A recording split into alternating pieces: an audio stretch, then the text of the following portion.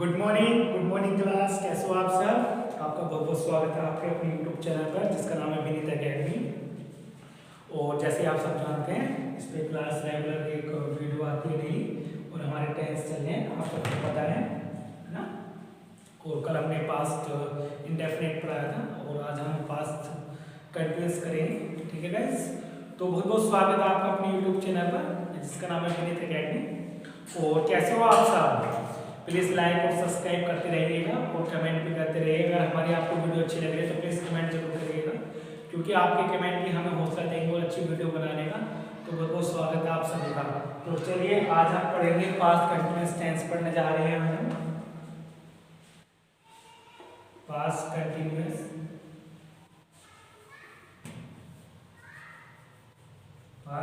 Tense. ठीक है बेटा, क्योंकि एक पार्ट हम इसका कल कर चुके थे। ये होता क्या है इसको समझ लेते हैं। If the work was continued in the past then it is in past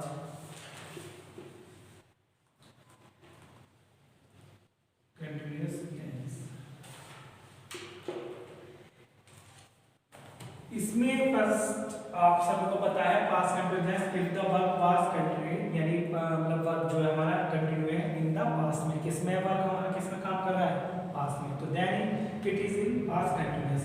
अगर इसकी पहचान की बात करें तो इसकी पहचान आप केवल इस तरीके से समझनी है कि एक्शन जो भी हमारा जो कार्य है, action is on in past, यानी जो भी कार्य है हमारा कार्य हो रहा है वो एक्शन पास्ट में है। मीनिंग यहाँ पर या तो काम क्या है जारी थे, जो भी काम है जारी थे, या हो रहे थे। तो ध्यान रखिएगा गाइस, इस तरह का यहाँ पर जहां भी आपको मीनिंग नजर आए पास्ट कंटिन्यूअस टेंस में तो आप समझ जाना क्या है, जारी थे, जारी हो रहे थे, यानी कि जो काम कंटिन्यू है लेकिन किसमें है वो पास्ट टेंस में, तो उसमें पास्ट कंटिन्यूअस टेंस कहते हैं। इसको हम ऐसे कह सकते हैं कि जिन क्रियाओं के अंत में क्रिया यानी कि वर्ब, जिन क्रियाओं के अगर हिंदी में आप समझे जिन क्रियाओं के अंत में रहा था, रही थी, रहे थे ऐसे शब्द आते हैं तो आप समझ जाना पास्ट कंटिन्यूअस टेंस होता है। और एक बात और, पास्ट कंटिन्यूअस के साथ वाज और वर्ब का हेल्पिंग वर्ब यूज होती है और वर्ब के साथ आईएनजी का यूज होता है। तो ये भी आप समझ सकते हो। ठीक है, ये भी आप समझ सकते हो कि कैसे कैसे क्या होता है, क्या सारी चीजें होता है। ठीक है, तो आइए देखते हैं, थोड़ा सा देख लेते हैं कि पास्ट कंटिन्यूअस टेंस के बारे में। ठीक है, एक मिनट मैं जरा फोन साइलेंट कर देता हूँ क्योंकि एक्चुअली क्या फोन आ रहा था। ठीक है, चलिए, तो आप मैं समझता हूँ आप समझ गए होंगे क्या होता है पास्ट कंटिन्यूअस। तो आइए इसका स्ट्रक्चर समझ लेते हैं। इसका स्ट्रक्चर क्या होता है? स्ट्रक्चर यानी इसका रूल हम कह सकते हैं। सबसे पहला रूल आप सबको पता है अफर्मेटिव। सबसे पहला रूल क्या होता है इसका? अफर्मेटिव होता है। तो अफर्मेटिव रूल क्या होता है? सबसे पहले इसमें आएगा सब्जेक्ट प्लस वॉज और वर्ब प्लस वर्ब की फर्स्ट फॉर्म प्लस आईएनजी। जितने भी हमारे कंटिन्यूअस टेंस है सब में क्या आता है? आईएनजी आता है। सब्जेक्ट प्लस वॉज और वर्ब प्लस वर्ब की first form plus ING plus object पहला। इसके बाद हम नेगेटिव सेंटेंस क्या होता है? सब्जेक्ट प्लस वाज या verb same helping verb plus यहाँ पर नोट का यूज हो जाएगा प्लस वर्ब की first form plus ING plus object. ये क्या होता है? हमारा नेगेटिव सेंटेंस होता है। पहला, दूसरा, तीसरा हमारा आप सबको पता है इंटरोगेटिव होता है।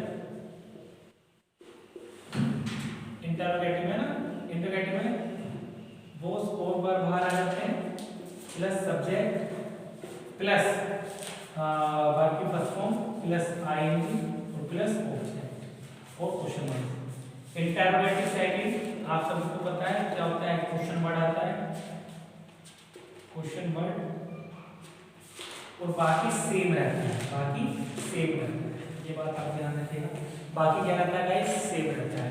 तो चार सेंटेंस होते हैं अफर्मेटिव, नेगेटिव, इंट्रोगेटिव और इंट्रोगेटिव सेटिंग।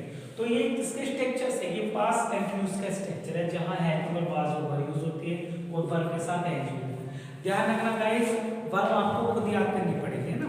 जैसे जैसे यहाँ पे वर्ब का चैप्टर में तो आपको याद करना पड़ेगा, तो ध्यान रखिएगा ये सारी चीजें आप बिल्कुल ध्यान रखिएगा। तो फटाफट जल्दी से आप नोट कर लीजिए, जितने भी भाई मेरे फ्रेंड्स या स्टूडेंट मेरे जो भी वीडियो देख रहे हो, प्लीज वीडियो को लाइक और सब्सक्राइब जरूर करिएगा, ठीक है।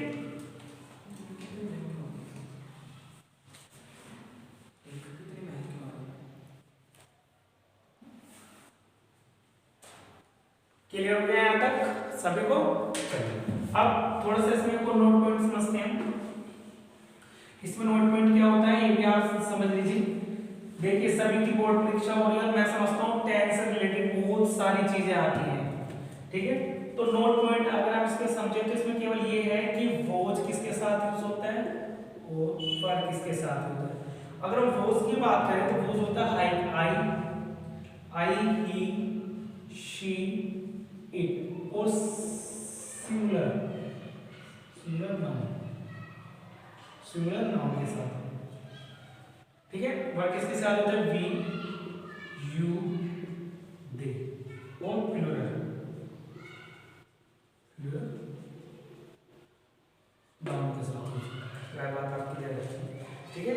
और अगर हम इसके एग्जांपल की बात करें कि गाइस, तो अगर हम पहला एग्जांपल देखें, शी वाज, फैन था तो फैनिंग हो जाएगा, एनजी लग जाएगा, द पेशेंट,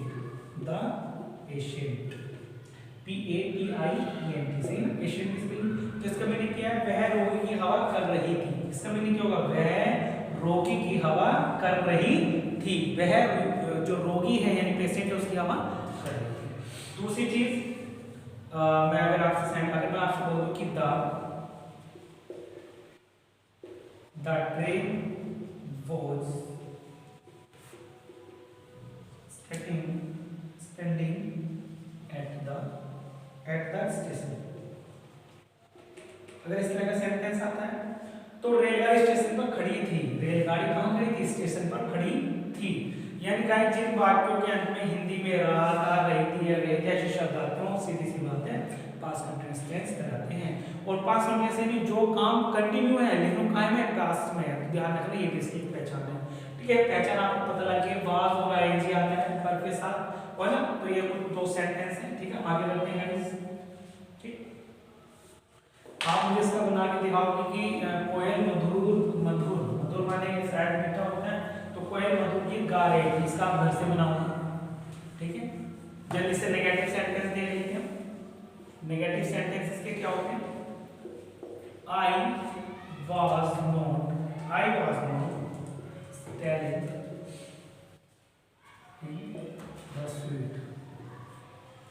the sweet, मैं मिठाई नहीं चुरा रहा था। इसकी रीति क्या होगी? मैं मिठाई नहीं चुरा रहा था। दूसरा देख लीजिए, पायल was not singing a song, पायल गीत नहीं गा रही थी, पायल गीत नहीं गा रही थी। तो इसकी हिंदी होगी, एक और सेंटेंस देख लीजिए, दोस्त boys no telling a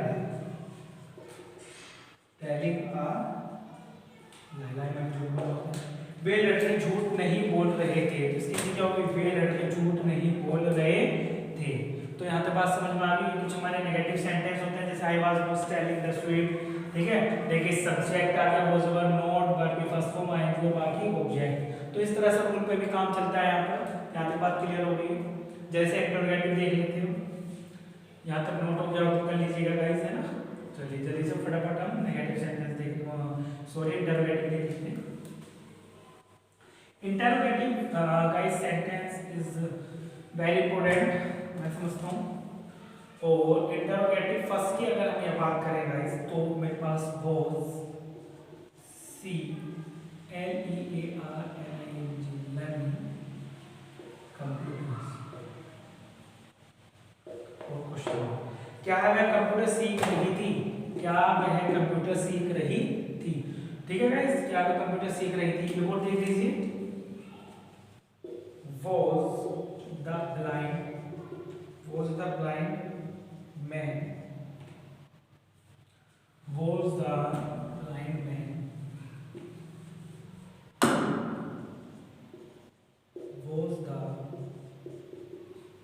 blind man was the blind man standing हो जाएगा on the road। तो इसकी हिंदी आप समझ सकते हो कि क्या अंधा आदमी एक सड़क पर खड़ा था। इसकी हिंदी क्या होगी, अंधा आदमी सड़क पर खड़ा था। तो गाइस इस तरह से इंट्रोगेटिव फर्स्ट सेंटेंस आते हैं। और इंट्रोगेटिव सेकंड की हम बात करें, आप सभी को बताया स्टडी में क्वेश्चन वर्ड आता है। जैसे अगर मैं आपसे बोल दूं why the student clapping, C L A P I N G। विद्यार्थियां ताली क्यों बजा रहे थे, क्यों के लिए भाई विद्यार्थी हैं तालियां क्यों बजा रहे थे। ठीक है, एक और सेंटेंस देखिए, where were you going last night, night, ये नाइट लिखा हुआ है। कल रात आप कहां जा रहे थे, तो where were you going last night, कल रात आप कहां जा रहे थे। तो गाइस ये था हमारा पास्ट कंटीन्यूअस टेंस। ठीक है, ये कौन सा सेंटेंस था गाइस, हमारा पास्ट कंटीन्यूअस टेंस। तो धीरे धीरे हम ऐसे एक एक सेंटेंस को डिस्कस करेंगे आपके सामने, और एक एक बहुत बेसिक नॉलेज से आपको पढ़ाया जाएगा। तो गाइस मेरी वो बहुत सारे वीडियोस पे के लिए प्लीज लाइक और सब्सक्राइब करते रहिएगा। ठीक है, जितने भी स्टूडेंट मेरे भाई फ्रेंड्स हैं, और आपका बहुत बहुत धन्यवाद। ठीक है, आज हमारे को एक छोटी सी वीडियो है, क्योंकि एक्चुअली आज एक जगह पर मतलब एक जगह जाना है, तो इसलिए हम वीडियो एक और हम शूट नहीं कर पाएंगे। तो डेली कहीं ना कहीं आपको एक वीडियो जरूर मिलेगी देखने के लिए। तो प्लीज चैनल को लाइक और सब्सक्राइब और कमेंट जरूर करें। अगर हमारी वीडियो अच्छी लगी हो, आपको कोई कमियां नजर आती है, तो भी आप हमें कमेंट करके बताइए। तो आपका बहुत बहुत धन्यवाद। आपके अपने यूट्यूब चैनल जिसका नाम है प्रीत एकेडमी, तो प्लीज लाइक और सब्सक्राइब जरूर करिए।